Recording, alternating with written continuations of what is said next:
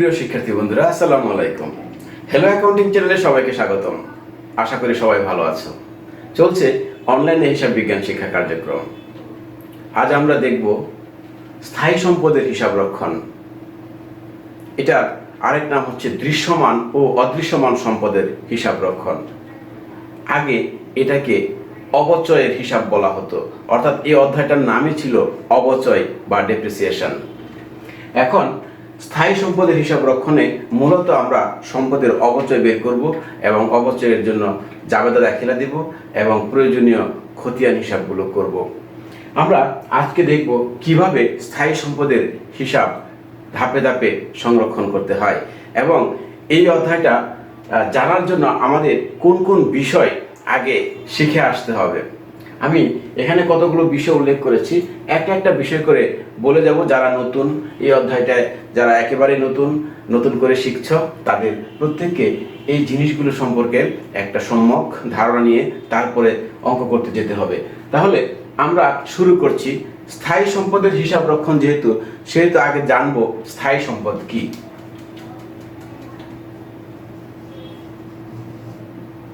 স্থায়ী সম্পদ, ব্যবসায়ে দুই ধরনের সম্পদ থাকে, একটা হচ্ছে স্থায়ী সম্পদ আর একটা হচ্ছে চলতি সম্পদ। চলতি সম্পদগুলোর মেয়াদ চলতি হিসাব বছরে বা এক বছরের মধ্যেই শেষ হয়ে যায়, আর স্থায়ী সম্পদগুলো হচ্ছে যে সম্পদের মেয়াদ এক বছরের পরেও অবশিষ্ট থাকবে। অর্থাৎ একটা সম্পদ ক্রয় করা হলে চলতি বছর তো ব্যবহার করা যাবেই, এটা পরের বছরগুলোতেও ব্যবহার করা যাবে। এটা ভবিষ্যতে 5-10 বছর কিংবা আরো বেশি সময়ও ব্যবহার করা যেতে পারে। যেমন জমি, দালান, আসবাবপত্র, সুনাম, ট্রেডমার্ক, এগুলো হচ্ছে ব্যবসায়ের স্থায়ী সম্পদ। স্থায়ী সম্পদ দুই ধরনের, একটা হচ্ছে দৃশ্যমান বা স্পর্শনীয় সম্পদ, আর একটা হচ্ছে অদৃশ্যমান বা অস্পর্শনীয় সম্পদ। এখানে জমি, দালান এবং আসবাবপত্র এইগুলো হচ্ছে দৃশ্যমান স্থায়ী সম্পদ, যা স্পর্শ করা যায়, সেই কারণে তাদেরকে স্পর্শনীয় স্থায়ী সম্পদ বলা হয়। আর সুনাম, ট্রেডমার্ক, প্যাটেন্ট এগুলো হচ্ছে অদৃশ্যমান স্থায়ী সম্পদ বা অস্পর্শনীয় স্থায়ী সম্পদ। তাহলে স্থায়ী সম্পদ বলতে কি বোঝায় আমরা মোটামুটি দেখেছি। এই পর্যায়ে সম্পদের ক্রয় মূল্য এবং মোট মূল্য আমরা জানব। সম্পদের ক্রয় মূল্য কি?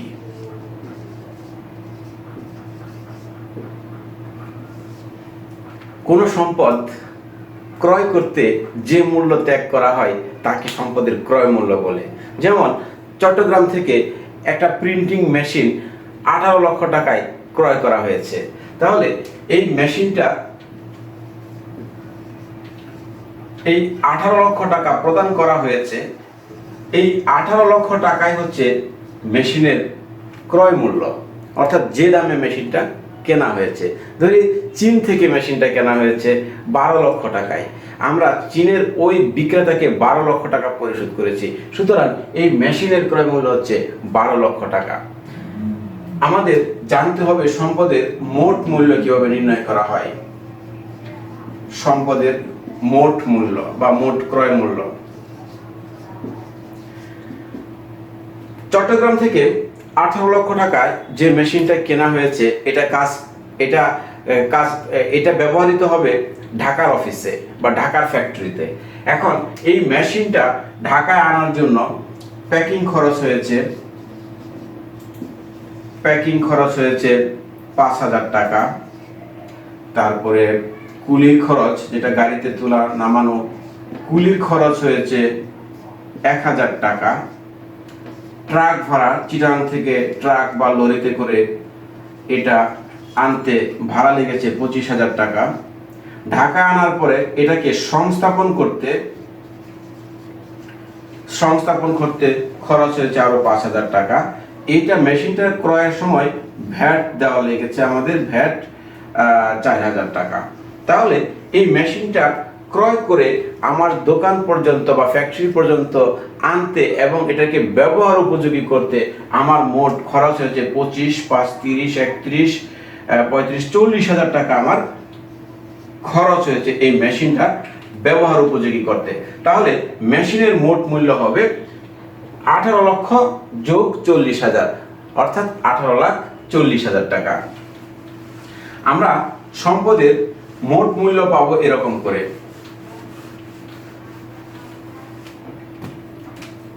সম্পদের মোট মূল্য সমান ক্রয় মূল্য যোগ প্রত্যক্ষ খরচ সমূহ, প্রত্যক্ষ খরচ সমূহ। আমরা 18 লক্ষ টাকায় যে মেশিনটা কিনেছিলাম সেই মেশিনটার প্রত্যক্ষ খরচ হয়েছে 40,000 টাকা। তাহলে মেশিনের মোট মূল্য দাঁড়াবে 18,40,000 টাকা। আমাদের স্থায়ী সম্পদের হিসাব রক্ষণের জন্য অবশ্যই এই বিষয়গুলো জানতে হবে যে ক্রয় মূল্য এবং মোট মূল্যের মধ্যে পার্থক্য কি। এবার আমরা দেখব সম্পদের ভগ্নাবশেষ মূল্য কি। ভগ্নাবশেষ মূল্য, সম্পদের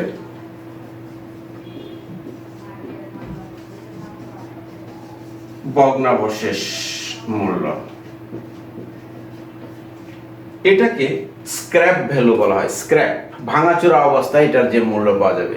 প্রত্যেকটা মেশিনের বা প্রত্যেকটা সম্পদের একটা আনুমানিক আয়ুষ্কাল কোম্পানি দিয়ে দেয়, যে এটার গ্যারান্টি, যেটাকে আমরা বলি ওয়ারেন্টি বা গ্যারান্টি পিরিয়ড। যেমন একটা মেশিন কিনলাম, তার আয়ুষ্কাল হচ্ছে 10 বছর। তো 10 বছর ব্যবহারের পরে এই মেশিনটা আর ব্যবহার করা যাবে না, নানান ত্রুটি বিচ্যুতি দেখা দেবে, তার কোয়ালিটি খারাপ হয়ে যাবে। তো এই 10 বছর পর এই মেশিনটা ভাঙাচোরা অবস্থায় বা স্ক্র্যাপ হিসাবে বিক্রি করে নতুন আর একটা মেশিন কিনতে হয়। তো ভাঙাচোরা অবস্থায় একটা মেশিন বিক্রি করে যে অর্থ পাওয়া যায় সেটাকে বলা হয় ভগ্নাবশেষ মূল্য। ভগ্নাবশেষ মানে হচ্ছে ভাঙাচোরা শেষে যা অবশিষ্ট থাকবে, ব্যবহারের শেষে যখন জিনিসটা ভাঙাচোরা হয়ে যায় বা বাতিল হয়ে যায়, তখন লোহা লস্কর হিসাবে বিক্রি করে কিছু টাকা পাওয়া যায়। যে প্রাপ্ত টাকাটাকে বলা হয় সম্পদের ভগ্নাবশেষ মূল্য। যে কোনো মেশিন কেনার সময় উৎপাদনকারী বলে দেয় যে এই মেশিনটা নষ্ট হওয়ার পরেও বিক্রি করলে আপনারা মোটামুটি এরকম একটা টাকা পেতে পারেন, কারণ এটার যে ইস্পাত বা লোহা বা যে খুচরা যন্ত্রাংশ আছে এগুলো ভাঙাচোরা অবস্থায় বা মেয়াদ উত্তীর্ণ অবস্থায় যদি বিক্রি করা হয় তাহলে একটা ভালো অ্যামাউন্ট পাওয়া যায়। একটা সব কিছুরই একটা ভগ্নাবশেষ মূল্য থাকে। একটা টেলিভিশন 5 বছর ব্যবহার করার পরে মেয়াদ শেষে এটা যখন অকেজো হয়ে যায় তখন ওটা 2-4-500 টাকা বিক্রি করা যায়। তো ওই যে মেয়াদ শেষে ভাঙাচোরা হয়ে গেলে, বাতিল হয়ে গেলে সেটা বিক্রি করে যে টাকা পাওয়া যায়, এটা হচ্ছে সম্পদের ভগ্নাবশেষ মূল্য। এবার আমরা যেটা দেখবো, এটা ইম্পর্টেন্ট একটা বিষয়, অবচয়যোগ্য মূল্য। অবচয়যোগ্য মূল্য। অবচয়যোগ্য মূল্য কি?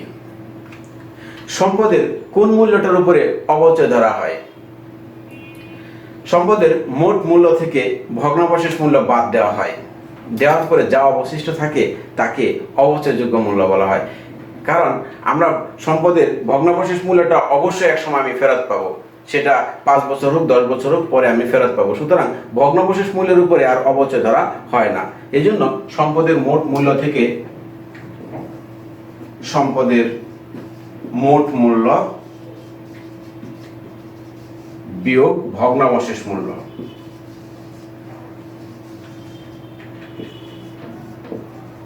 সমান অবচয়যোগ্য মূল্য। অর্থাৎ ধরি একটা সম্পদের মোট মূল্য 5 লাখ টাকা এবং এর ভগ্নাবশেষ মূল্য 40,000 টাকা। তাহলে 5 লাখ থেকে 40,000 টাকা বাদ দিলে 4,60,000 টাকা থাকবে। এই 4,60,000 টাকা হচ্ছে অবচয়যোগ্য মূল্য। এইটার উপরে অবচয় গণনা করা হবে। তো আমাদের জানতে হবে যে অবচয়যোগ্য মূল্য কি। আমরা বলেছিলাম যে সম্পদের মোট মূল্য থেকে ভগ্নাবশেষ মূল্য বাদ দেওয়ার পরে যা থাকবে তাই হচ্ছে সম্পদের অবচয়যোগ্য মূল্য। আর একটা টার্ম আমাদের খুব সিম্পল জিনিস, এগুলো মাথায় রাখতে হবে যে সম্পদের আয়ুষ্কাল কি। কথাটা হয়ে গেছে আগেই, সম্পদের আয়ুষ্কাল।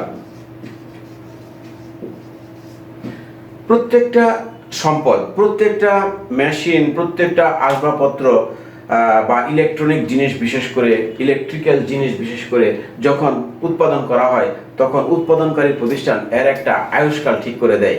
একটা টেলিভিশন কয় বছর যাবে, একটা ফ্যান কয় বছর যাবে, একটা রেফ্রিজারেটর কয় বছর যাবে, কিংবা একটা মেশিন কয় বছর যাবে ব্যবহার করা যাবে, তার একটা আনুমানিক আয়ুষ্কাল ঠিক করে দেয়।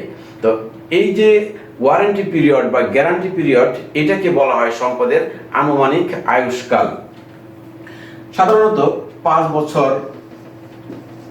10 বছর, বড় বড় মেশিনগুলো এরকম 2 বছর কিংবা 1 বছর কিংবা 6 মাস, হ্যাঁ, এইগুলো হচ্ছে সম্পদের আয়ুষ্কাল। আর এই আয়ুষ্কালটা ঠিক করে দেয় উৎপাদনকারী।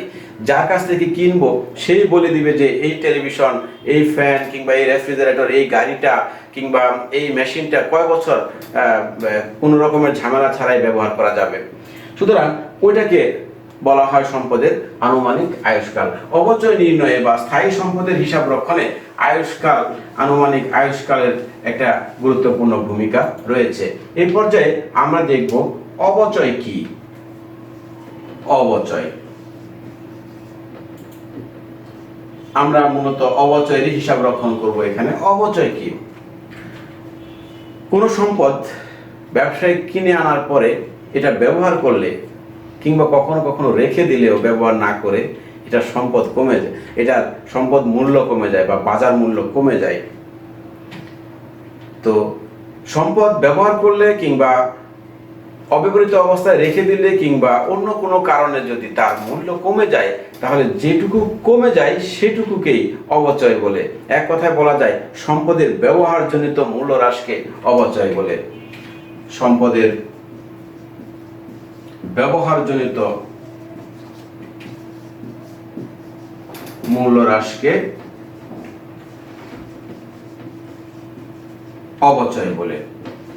তবে সম্পদ ব্যবহার করলে যে তার মূল্য হ্রাস পাবে শুধু তা নয়, সম্পদ যদি ব্যবহার না করে কার্টুনের মধ্যেও রেখে দেয়, 6 মাস 1 বছর পরে বিক্রি করতে গেলে বা বাজার মূল্য নির্ধারণ করতে গেলে এটার দাম কমায় ধরতে হয়, কারণ তখন এটা আর পূর্ণ মূল্যে বিক্রি করা সম্ভব হবে না। আরো নানান কারণে, দুর্ঘটনার কারণে একটা মেশিন হঠাৎ করে একটা অ্যাক্সিডেন্টে নষ্ট হয়ে গেছে, তার দাম অনেক কমে গেছে, সুতরাং এটাও কিন্তু অবচয়ের মধ্যে পড়বে। বাজার মূল্য হ্রাস পায়, অনেক সময় কেনার পরে বাজেটের কারণে হঠাৎ করে এই মেশিনের দাম কমে গেছে, তাহলেও কিন্তু সম্পদের অবচয় হবে।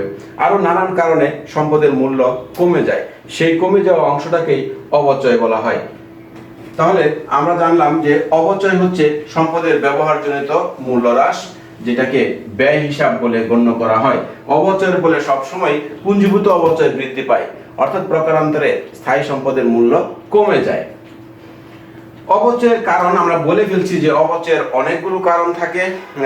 সম্পদ ব্যবহার করলে অবচয় হয়, কিংবা কোনো দুর্ঘটনায় ক্ষতিগ্রস্ত হলে সম্পদের অবচয় ধরতে হয়, কিংবা বাজারে তার মূল্য কমে গেলে অবচয় ধরতে হয়। তাছাড়া কোনো একটা জিনিস যদি অপ্রচলিত হয়ে যায়, হ্যাঁ, এটা এখন চলে না, এরকম অবস্থায় এটার মূল্য কমে যায়, ইত্যাদি নানান কারণে সম্পদের মূল্য কমে যায় বা অবচয় ঘটে থাকে। আমরা এখন যেটা জানবো যে হিসাব রক্ষণের আর্থিক বিবরণী বা আর্থিক অবস্থার বিবরণী তৈরিতে আমাদের সম্পদের, স্থায়ী সম্পদের পুনর্মূল্যায়ন করতে হয়।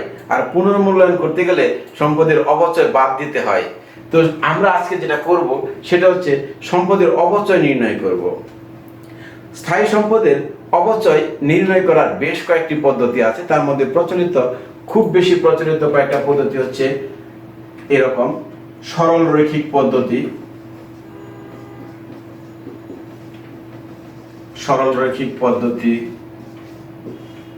তারপর হচ্ছে ক্রমহ্রাসমান জ্যার পদ্ধতি,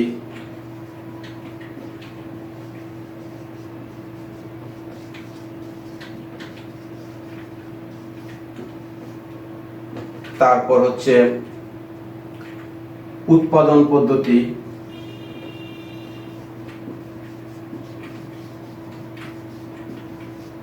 তারপর হচ্ছে পুনর্মূল্যায়ন পদ্ধতি,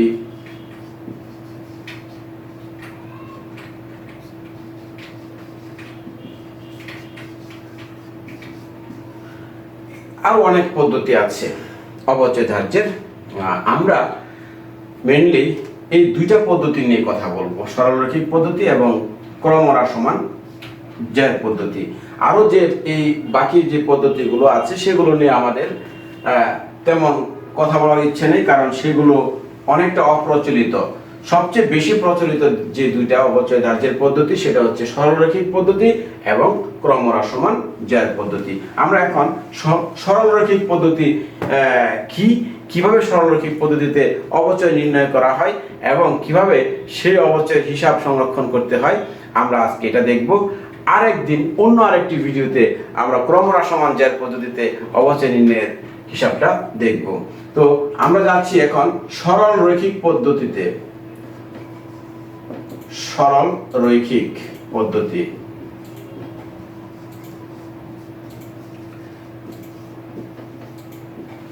সরল রেখা থেকে সরলরৈখিক কথাটা আসছে। সরল রেখা বলতে যদি বোঝায় আমরা এটা বুঝি, আমরা যদি এটাকে বিভিন্ন হিসাব বছরে ভাগ করি তাহলে দেখব এটা 2010, এটা 2011, 2012, 2013। সরলরৈখিক পদ্ধতি হচ্ছে এই পদ্ধতিতে প্রতি বছর বার্ষিক অবচয়ের পরিমাণ সমান থাকে, অর্থাৎ সম্পদ যে দামে কিনা হয়েছিল সেই ঐতিহাসিক দামের উপরে একটা নির্দিষ্ট শতকরা হারে প্রত্যেক বছর অবচয় গণনা করা হয়। ফলে বার্ষিক অবচয়ের কিস্তি সমান থাকে। যেমন প্রথম বছর আমার একটা সম্পদের ক্রয় মূল্য হচ্ছে 1 লাখ টাকা আর অবচয়ের হার হচ্ছে 10%, তাহলে বার্ষিক অবচয় হবে 10,000। প্রত্যেক বছর বার্ষিক অবচয় 10,000 হবে। যদি আমরা এটাকে একটা গ্রাফ বানাই তাহলে দেখা যাবে কি এটা এরকম সরলভাবে যাচ্ছে, যে কারণে অবচয় ধার্যের এই পদ্ধতিটাকে সরলরৈখিক পদ্ধতি বলে। আবার যেহেতু প্রতি বছরের অবচয়ের পরিমাণ বা কিস্তি একই রকম থাকে তাই এটাকে অনেকে স্থির কিস্তি পদ্ধতিও বলে থাকে। তাহলে অবচয় এর সরলরৈখিক পদ্ধতি কি এবং কিভাবে তার অবচয় ধার্য করতে হয় আমরা মোটামুটি দেখলাম। যে যেহেতু এই পদ্ধতিতে প্রত্যেক বছর একটা সম্পদের ঐতিহাসিক মূল্যের উপরে বা ক্রয় মূল্যের উপরে একটা নির্দিষ্ট শতকরা হারে প্রতি বছরই অবচয় ধার্য করা হয়, ফলে বার্ষিক অবচয়ের কিস্তি সমান থাকে, যার ফলে এটাকে স্থির কিস্তি বা সরলরৈখিক পদ্ধতি বলে। এখন এই পদ্ধতিতে অবচয় ধার্যের নিয়মগুলো কি, আমরা কি করে অবচয় ধার্য করব? বার্ষিক অবচয় নির্ণয়ের পদ্ধতি। সরলরৈখিক পদ্ধতিতে বার্ষিক অবচয় কিভাবে নির্ণয় করব? বার্ষিক অবচয়, এক বছর যদি অবচয় বের করা হয় তাহলে ধরে নিতে হবে যে প্রত্যেক বছর অবচয়ের এই হারটাই বলবৎ থাকবে, যদি না নতুন কোনো সম্পত্তি কেনা হয় কিংবা সম্পত্তি বিক্রি করা হয়। যেমন আমরা বার্ষিক অবচয় কিভাবে বের করব সরলরৈখিক পদ্ধতিতে? এটার নিয়মটা হচ্ছে সম্পদের মোট মূল্য, আমি নিচে লিখি, এটা এখানে না লিখে, সম্পদের মোট মূল্য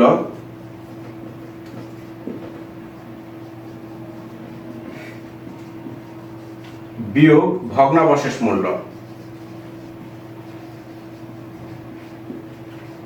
ডিভাইডেড বাই আয়ুষ্কাল। ব্যাস, ধরি একটা সম্পদের মোট মূল্য হচ্ছে 1 লাখ টাকা, তার থেকে তার ভগ্নাবশেষ মূল্য বলে দিচ্ছে বা প্রশ্ন উল্লেখ করা আছে 10,000 টাকা, আর এই সম্পদটা 10 বছর ব্যবহার করা যাবে, অর্থাৎ আয়ুষ্কাল হচ্ছে 10 বছর। তাহলে এর বার্ষিক অবচয় দাঁড়াবে নিচে 10 উপরে 90,000 সমান 9,000 টাকা। এই 9,000 টাকায় হচ্ছে সরল রৈখিক পদ্ধতিতে এই সম্পদের বার্ষিক অবচয়।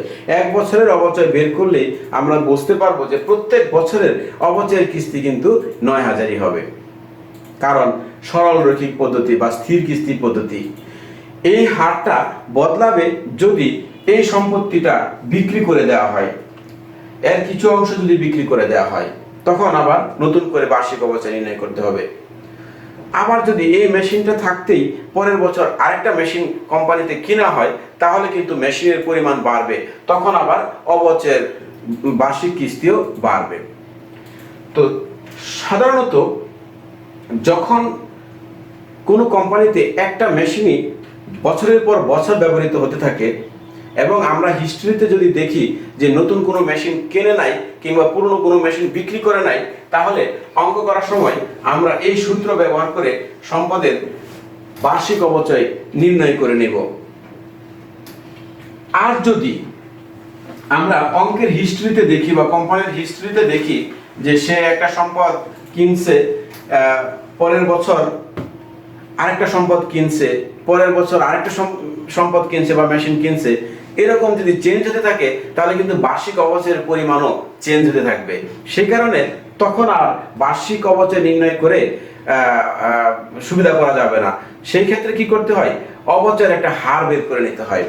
সেই হারটা বের করে তারপরে সম্পদের উপরে প্রত্যেক বছর আলাদা আলাদা করে অবচয় বের করতে হয়। তাহলে সরল রৈখিক পদ্ধতিতে আমরা কি করে অবচয়ের হার বের করব, বার্ষিক অবচয়ের হার বের করব।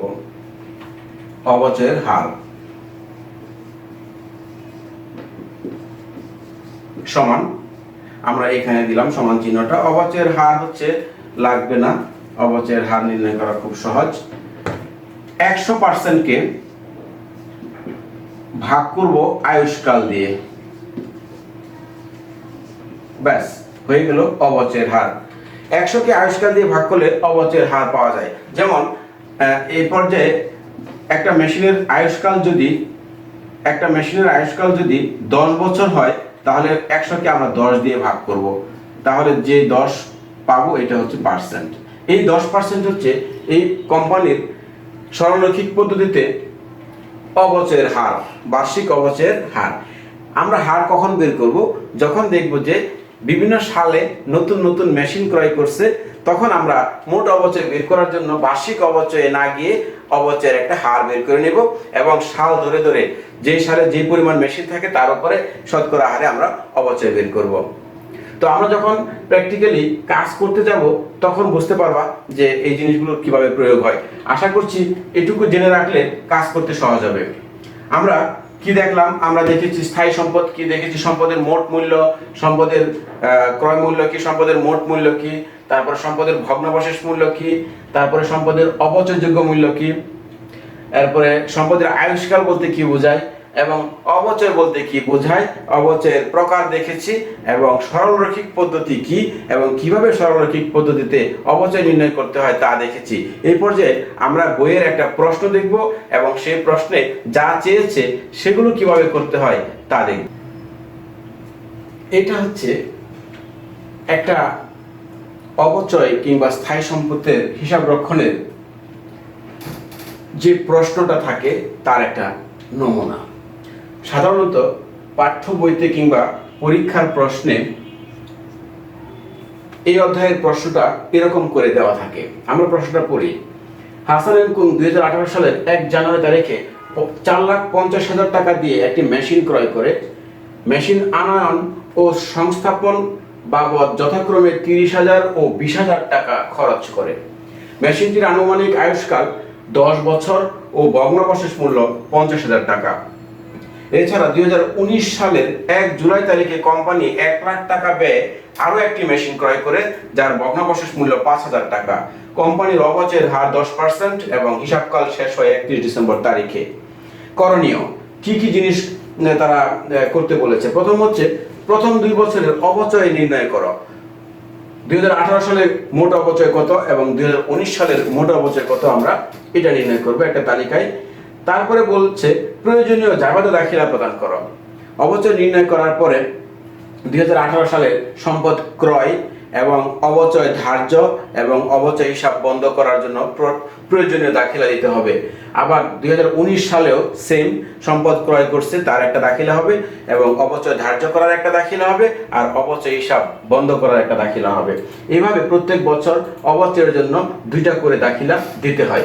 আমরা প্রয়োজনীয় জাবেদা দাখিলা দিব এবং জাবেদার শেষে জাবেদার যে যে হিসাব থাকবে সাধারণত আমরা পাবো হচ্ছে সম্পদের হিসাব, মেশিন হিসাব পাবো, নগদান হিসাব পাবো, অবচয় হিসাব পাবো এবং পুঞ্জীভূত অবচয় হিসাব পাবো। এই 4টা হিসাবের খতিয়ান তৈরি করতে বলছে যে সংশ্লিষ্ট খতিয়ান হিসাবগুলো তৈরি করো। প্রশ্নে সাধারণত এইভাবে বলে না, বলে দেয় যে সম্পদের হিসাব, মেশিন হিসাব তৈরি করো, অবচয় হিসাব তৈরি করো বা পুঞ্জীভূত অবচয় হিসাব তৈরি করো। তো আমরা এখানে সবগুলোই লিখেছি যাতে আমরা কাজ করার সময় প্রথমবার একটা করলে যেন আমরা বুঝতে পারি যে কি কি কাজ করতে হয়।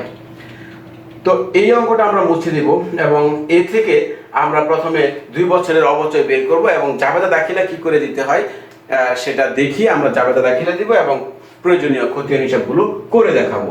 তাহলে চলো আমরা এটার সমাধানে যাই।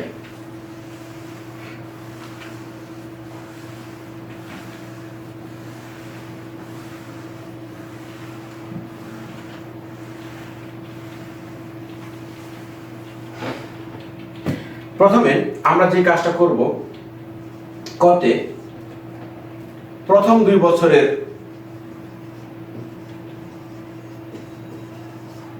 অবচয় নির্ণয় করব। 2018 সাল হচ্ছে প্রথম।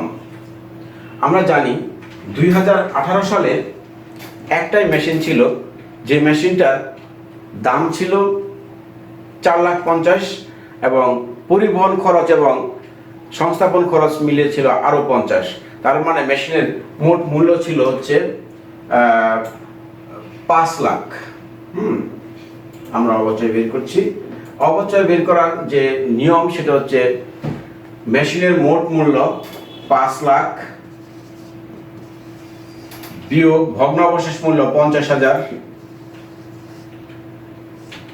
গুণ অবচয়ের হার। আমরা জানি অবচয়ের হার হচ্ছে 10%। তাহলেই 18 সালের অবচয় কিন্তু আমরা পেয়ে যাব। 5 লাখ থেকে বাদ যাবে 50, 4.5 লাখ। 4.5 লাখের 10% হচ্ছে 45,000।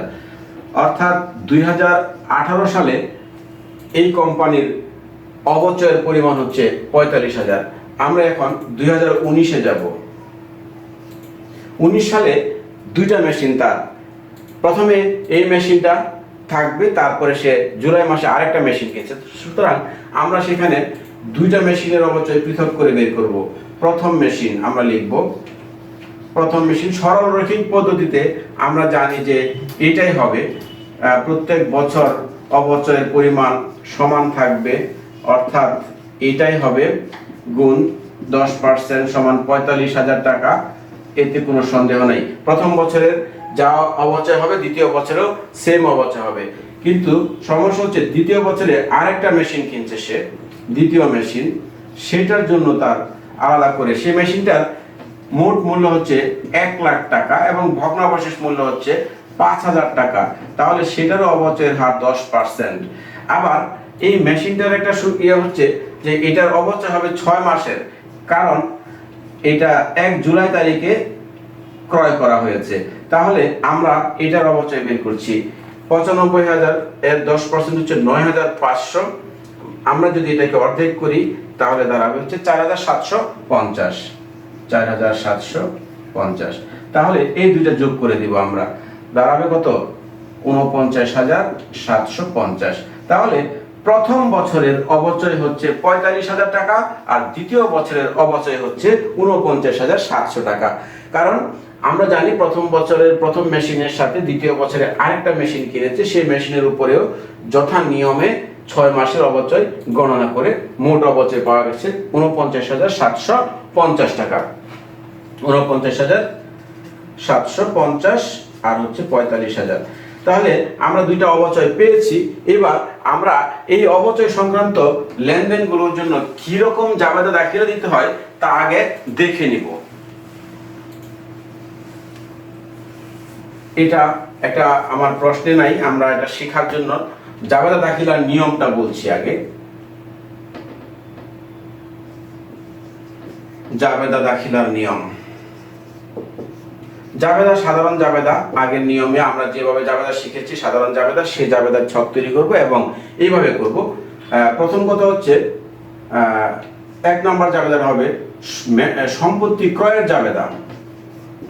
সম্পত্তি ক্রয়ের ক্ষেত্রে প্রত্যেকটা প্রশ্নে আমরা দেখব একটা মেশিন বা একটা সম্পত্তি কিনে তারপরে কাজ শুরু করেছে, সুতরাং সেই ক্ষেত্রে জাবেদা হবে সম্পদের হিসাব ডেবিট হয়, সংশ্লিষ্ট সম্পত্তির হিসাব ডেবিট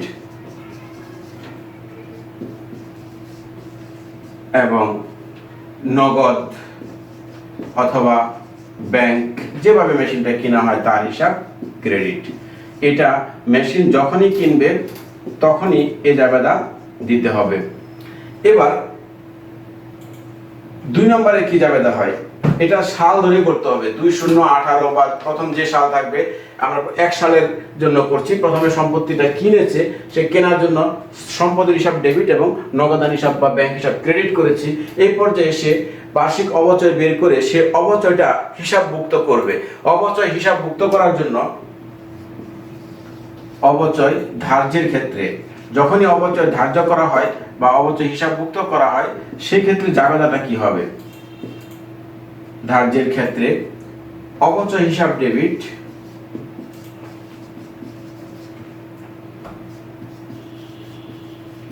আর পুঞ্জীভূত অবচয়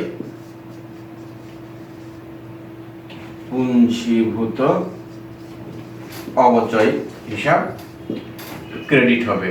অবচয় ডেবিট আর পুঞ্জীভূত অবচয় ক্রেডিট। এখন এখানে অবচয়ের জন্য পেয়ার দাখিলা হয়। পেয়ার দাখিলা মানে 2টা দাখিলা হয়, অবচয় ধার্য করার একটা দাখিলা এবং অবচয় হিসাবটা বন্ধ করে দিতে হবে। অবচয় বন্ধের দাখিলা প্রত্যেক বছরের শেষে, এটা যেহেতু আয় ব্যয়ের হিসাব এটা বন্ধ হয়ে যাবে। যখন অবচয় বন্ধ করব তখন দাখিলাটা হবে আয় সারাংশ হিসাব ডেবিট, আয় সারাংশ হিসাব ডেবিট আর অবচয় হিসাব ক্রেডিট। অবচয় বন্ধ করার দাখিলা। এই প্রত্যেক বছর যদি কোনো সম্পত্তি কোনো বছর যদি সম্পদ কিনে, তাহলে প্রথমে এই সম্পদের হিসাব ক্রয়ের ক্ষেত্রে যে দাখিলাটা দিতে হবে এটা থাকবে। এরপরে অবচয়ের জন্য 2টা দাখিলা মাস্ট দিতে হবে, একটা হচ্ছে অবচয় ধার্যের ক্ষেত্রে আর একটা হচ্ছে অবচয় হিসাব বন্ধের ক্ষেত্রে। অর্থাৎ অবচয়ের জাবেদা হবে বার্ষিক জাবেদা হবে পেয়ার, অর্থাৎ জোড়া। এটা একই রকম ভাবে প্রত্যেক বছর লিখতে হবে। প্রত্যেক বছর যখন অবচয় ধার্য করা হয় তখন এই দাখিলা, আর যখন অবচয় বন্ধ করা হয় তখন এই দাখিলা। যদি কোনো সম্পদ না কিনা হয় তাহলে 19 সালে এই 2টা দাখিলা হবে, 20 সালেও এই 2টা দাখিলা হবে, 21 সালেও এই 2টা দাখিলা হবে। আর যে বছর সম্পত্তি কিনবে সে বছর এই 2টা তো থাকবেই, সাথে সম্পত্তি ক্রয়ের একটা দাখিলাও হবে। এই পর্যায়ে আমরা দেখব অনেক প্রতিষ্ঠানে পুরনো মেশিন বিক্রি করে দেয়। বিক্রি করে দিলে কি হয়? বিক্রি করে দিলে সেই মেশিন বিক্রয়েরও কিন্তু একটা জাবেদা দাখিলা দিতে হবে। মেশিন 2 দামে বিক্রি করা যায়, একটা হচ্ছে লাভে আর একটা হচ্ছে লোকসানে। এখন লাভে বিক্রি করলে জাবেদা দাখিলা একরকম হয়, আর ক্ষতিতে বিক্রি করলে জাবেদা দাখিলা অন্যরকম হয়। আমরা এখন দেখব মেশিন বিক্রয়জনিত লেনদেনের দাখিলা।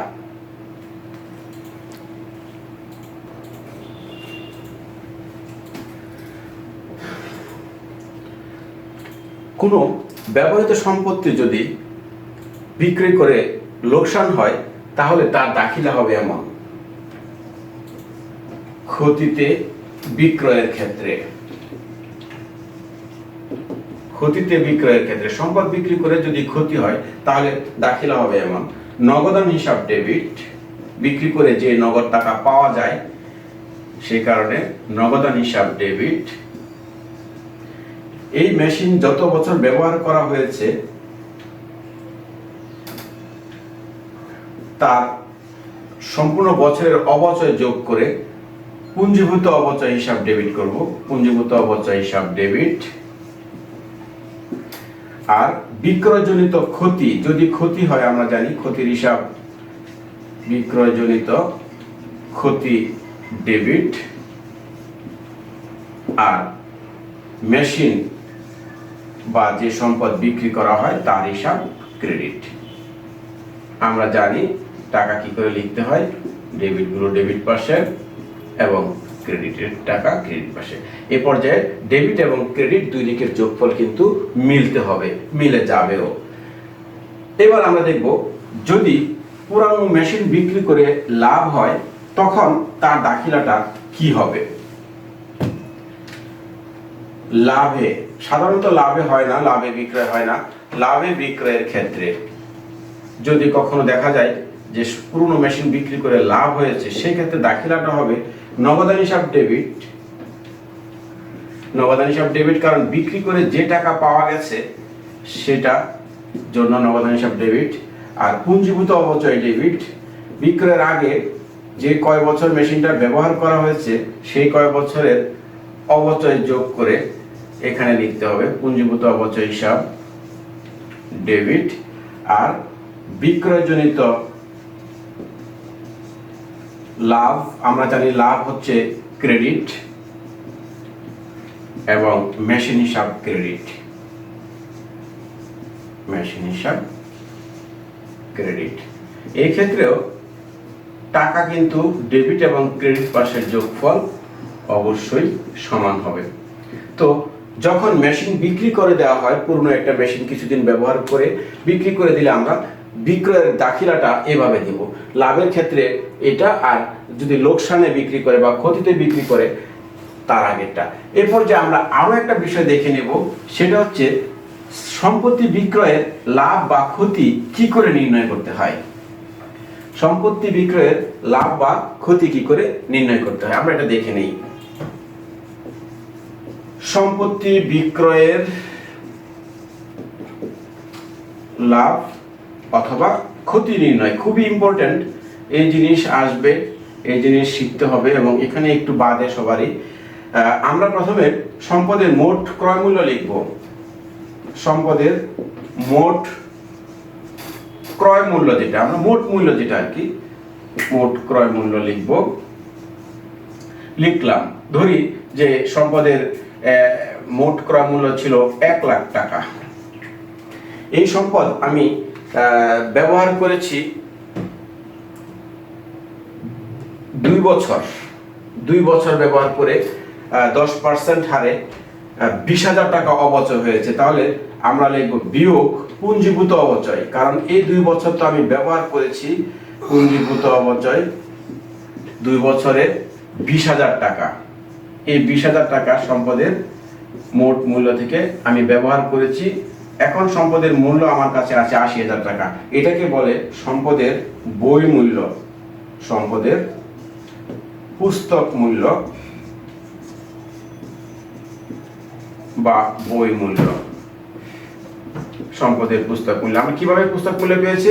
সম্পদের মোট মূল্য থেকে পুঞ্জীভূত অপচয় বাদ দিয়ে আমরা পুস্তক মূল্য পেয়েছি। এবার বিয়োগ সম্পদের বিক্রয় মূল্য, সম্পদের বিক্রয় মূল্য, বিক্রয় মূল্য। ধরে নিই এই সম্পত্তিটা বিক্রি করেছি আমি 65,000 টাকায়। পুরনো মেশিনটা আমি 65,000 টাকা বিক্রি করে দিয়েছি। তাহলে আমার বই মূল্য থেকে 65,000 টাকা বাদ দিব, থাকবে হচ্ছে 15,000 টাকা।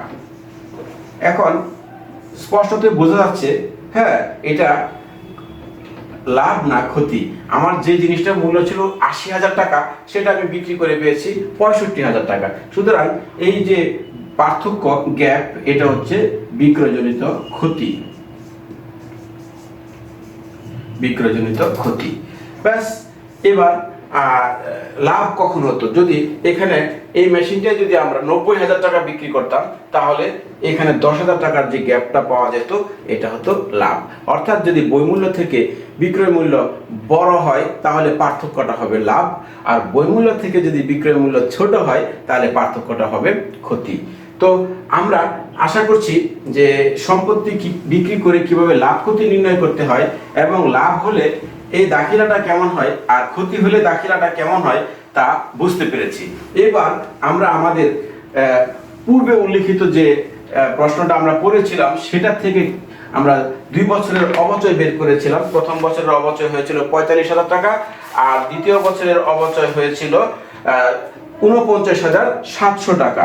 আমরা এটা ধরে আমরা এই যে অঙ্কটা দিয়েছিলাম তার প্রয়োজনীয় জাবেদা দাখিলা দিব। তাহলে জাবেদার জন্য আমরা একটা ছক তৈরি করি, এটা একেবারে সাধারণ যে জাবেদা দাখিলা সেই রকম করেই হয়। আমরা যেটা দুতরফা দাখিলা পদ্ধতিতে শিখেছি, তারিখ, হিসাবের নাম ও ব্যাখ্যা,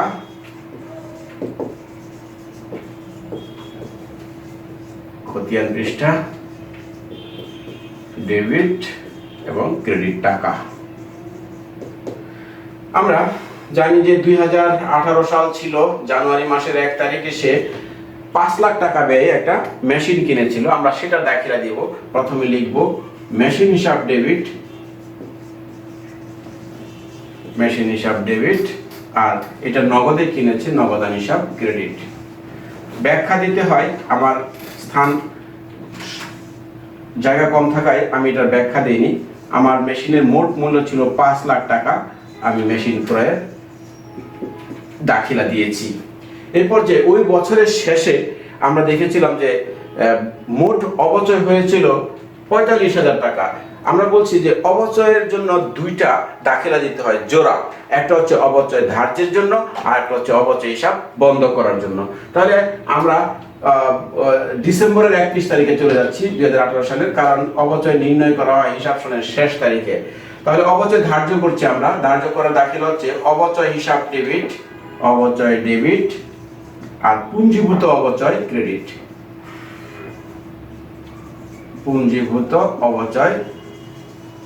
ক্রেডিট।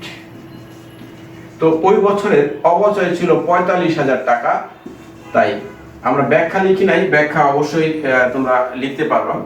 তো এবার এটার দ্বিতীয় যে জাবেদাটা সেটা হচ্ছে অবচয় বন্ধ করার জন্য। সেটার জন্য দাখিলা হচ্ছে আয় সারাংশ হিসাব ডেবিট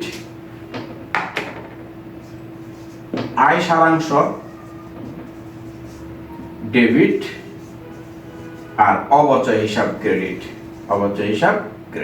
দেখো অবচয় হিসাবটা কিন্তু বন্ধ হয়ে গেছে, অর্থাৎ এই বছরে অবচয় নামে আর কোনো জের বা উদ্বৃত্ত থাকবে না। এখানে অবচয় ডেবিট, এখানে অবচয় ক্রেডিট। ডেবিটে ক্রেডিটে এই 45,000 কেটে দিলে শূন্য হয়ে যাবে। তাহলে হয়ে গেল 2018 সালের আমার দাখিলা। কিন্তু আমার আরো একটা সাল আছে, 2019 সালে দাখিলা দিতে হবে। এরপর যে আমরা এখানে তারিখ দিব 2019, 2019 জুলাই মাসের 1 তারিখে একটা মেশিন কেনা হয়েছে, সেটা দাখিলা দিব মেশিন হিসাব ডেবিট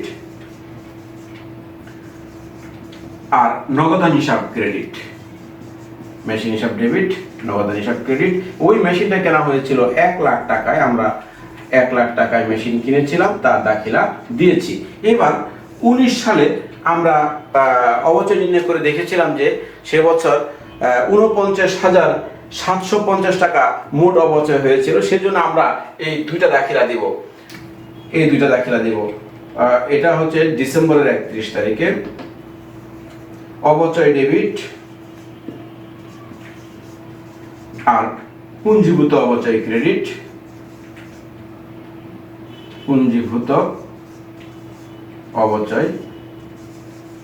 ক্রেডিট। টাকা হচ্ছে 49,750। আমরা দেখেছিলাম দুইটা মেশিনের সম্মিলিত অবচয়ের পরিমাণ। এইটা একটা দাখিলা দিয়েছি। এবার অবচয় হিসাব বন্ধ করার জন্য আরেকটা দাখিলা দিতে হবে একই তারিখে। আমরা লিখব আয় সারাংশ হিসাব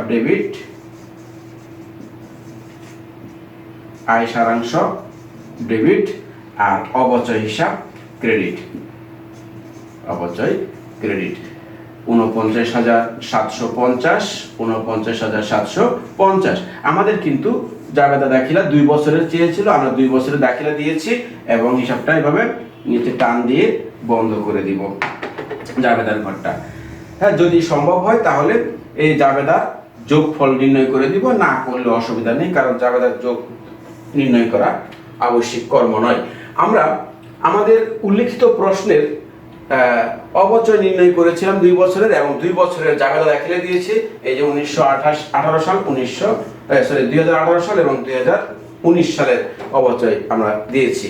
এখন যদি এখান থেকে একটা মেশিন বিক্রি করা হতো, তাহলে যে তারিখে বিক্রি করেছে, যেই সালে বিক্রি করেছে, নিচে আমরা আরেকটা দাখিলা দিতাম। তো এই পর্যায়ে আমরা দেখব যে প্রশ্নে বলা ছিল যে প্রয়োজনীয় খতিয়ান হিসাবগুলো তৈরি করো। এখানে প্রয়োজনীয় হিসাব কি কি আছে? মেশিন হিসাব তৈরি করতে পারবো, আমরা নগদান হিসাব তৈরি করতে পারবো, অবচয় এবং পুঞ্জীভূত অবচয়। এখানে এই 4 শ্রেণীর হিসাব আছে, আমরা চারটা খতিয়ান তৈরি করতে পারবো।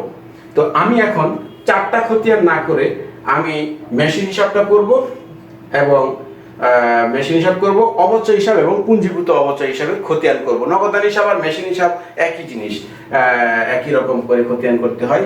যেহেতু সম্পদের খতিয়ান আমরা আগেও অনেক করেছি, সবই করেছি, তারপরেও এখানে কি করে খতিয়ান তৈরি করতে হয় আমরা একটুখানি দেখে নেব যে কিভাবে। আমরা চাইলে এটাকে চলমান জ্যার ছকে করতে পারি, চাইলে টি ছকেও করতে পারি। আমরা এখন মেশিন হিসাব করছি, আমরা টি ছকেই করব। টি ছকে জিনিসটা বেশি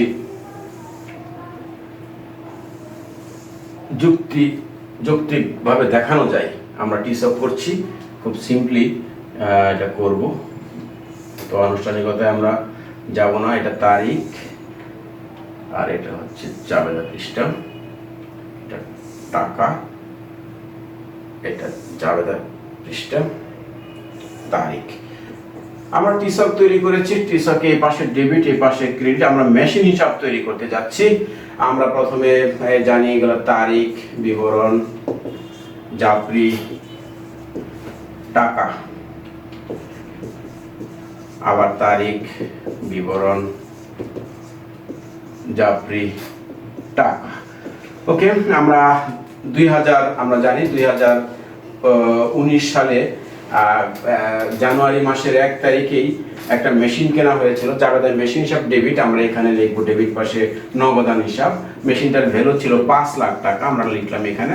ওই বছরে মেশিনের আর কোনো কিছু ছিল না থাকলে আমরা এখানেই এটা জ্যান নির্ণয়ের কাজ শেষ করব। যেহেতু একটাই দাখিলা, জ্যান নির্ণয় করলে যোগফল এখানে 5 লাখ হবে, এখানেও তাই হবে 5 লাখ, এখানেও হবে 5 লাখ।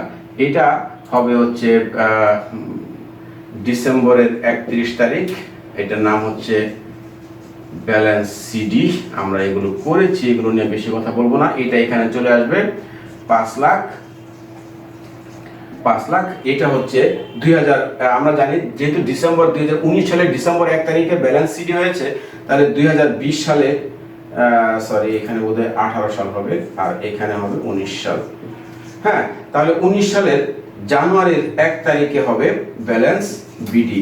আমরা যখন খতিয়ান করেছি তখন কিন্তু এরকম করে শিখেছি। তাহলে আলটিমেটলি কিন্তু আমরা 2018 থেকে 2019 সালে চলে এসেছি, আমাদের হিসাব এখানে চলমান থাকবে। 19 সালের জুলাই মাসের 1 তারিখে আমরা দেখেছি যে আরো একটা মেশিন কিনেছে, সেই জন্য জাবেদার মেশিন হিসাব ডেবিট ছিল, আমরা নগদান হিসাব লিখেছি বিপরীত হিসাব। সেখানে 1 লাখ টাকা একটা মাত্র মেশিনের লেনদেন আছে, সুতরাং আর কিছু নাই বলে আমরা এটারও জ্যান নির্ণয় করে ফেলবো। জ্যান নির্ণয় করলে এখানে হয় 6 লাখ, এখানেও হবে 6 লাখ, এখানে 6 লাখ।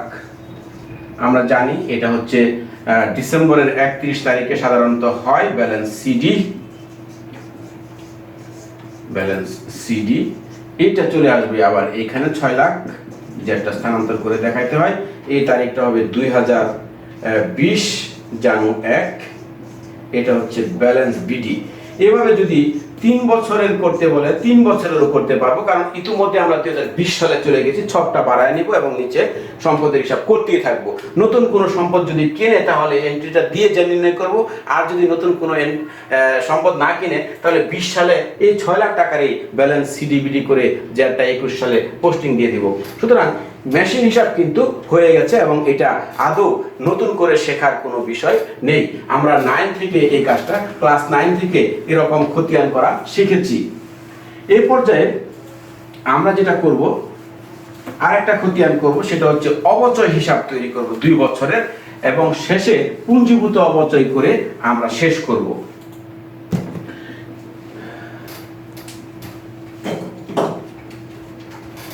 আমরা অবচয় হিসাব তৈরি করছি। এবার অবচয় হিসাব তৈরির জন্য একটা ছক তৈরি করে নেই। এটাও আমরা টি ছকেই করব, চলমান যে ছকেও করা যায়, যাবে না যে তা না। আমরা টাকা লিখছি, জাবেদা পৃষ্ঠা লিখছি, তারিখ লিখেছি। ও কি কারেন্ট গেছে, কারেন্ট যায় আবার আসছে, নবের হয়ে গেছে। Debit, credit.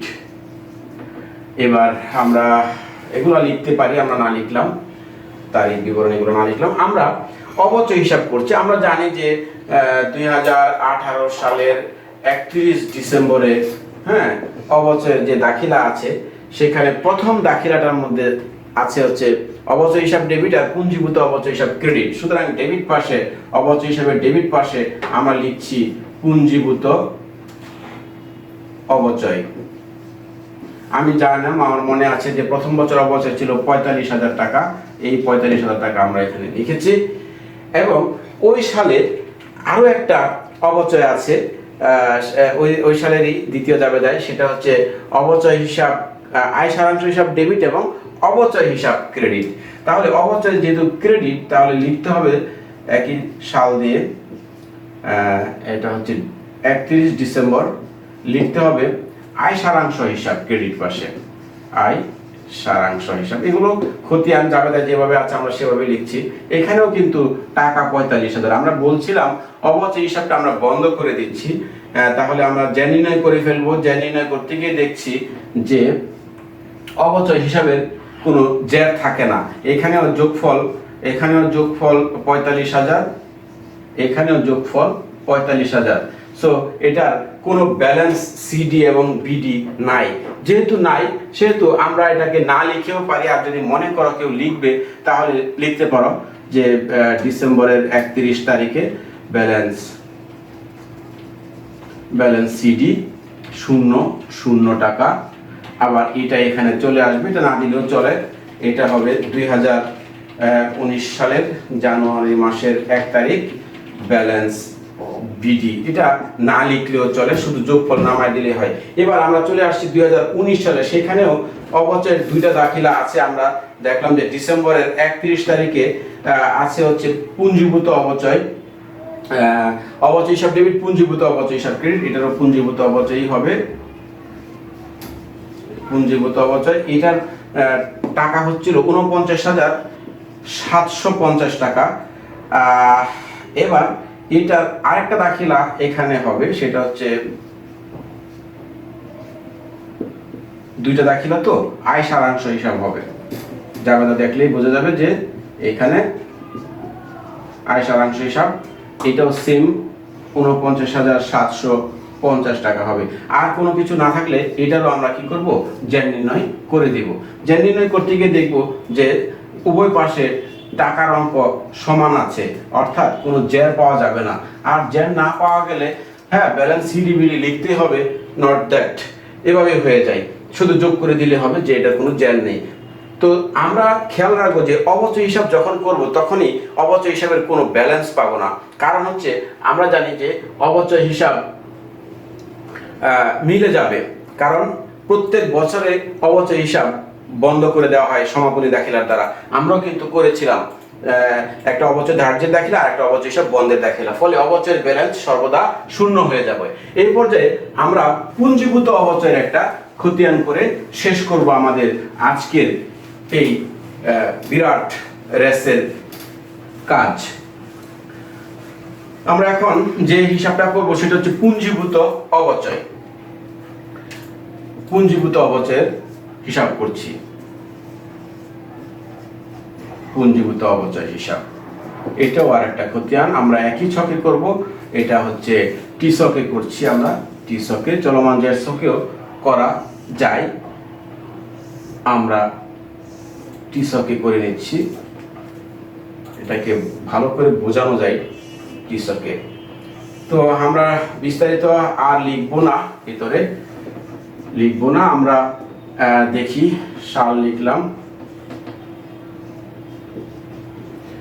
পুঞ্জীভূত অবচয় ডিসেম্বরের 31 তারিখে আমরা জাবেদা করেছিলাম।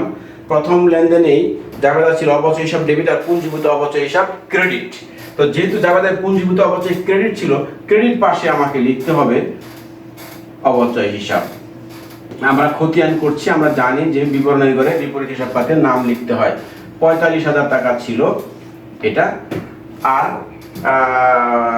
আর ওই 18 সালে একটাই পুঞ্জীভূত অবচয় ছিল, আমরা এখন এটা জ্যা নির্ণয় করে ফেলবো। যেহেতু 18 সালে আর কোনো লেনদেন হয়নি, তাহলে জ্যা নির্ণয় করি আমরা।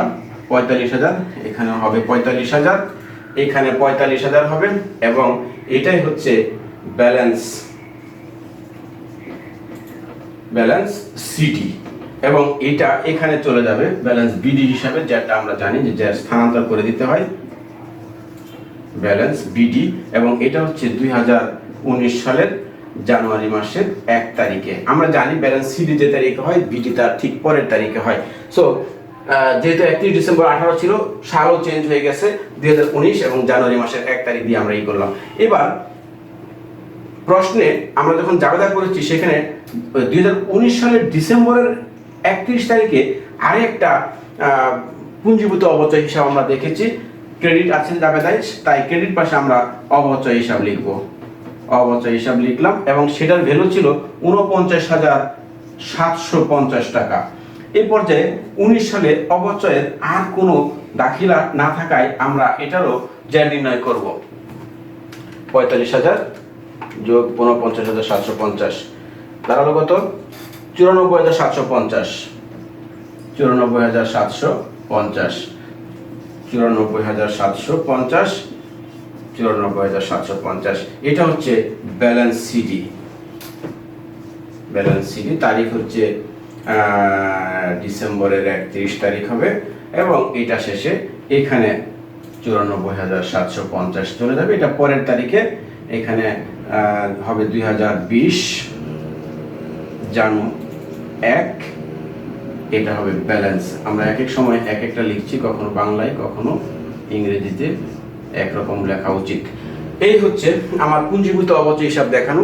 আমি আজ স্থায়ী সম্পদের হিসাব রক্ষণে অধ্যায়ে অবচয় নিয়ে অনেক কথা বলেছি, ছোটখাটো অনেক বিষয় দেখিয়েছি, এবং আশা করছি যদি এটাকে সঠিকভাবে অনুসরণ করা হয়, এই ভিডিও শুরু থেকে শেষ পর্যন্ত দেখে যদি কেউ বোঝার চেষ্টা করে, তাহলে আশা করছি নিজে নিজেই অবচয় হিসাব সরলরৈখিক পদ্ধতিতে কিভাবে তৈরি করতে হয়, কিভাবে জাবেদা দাখিলা দিতে হয়, এবং কিভাবে খতিয়ান হিসাবগুলো তৈরি করতে হয় তা বুঝতে পারবে।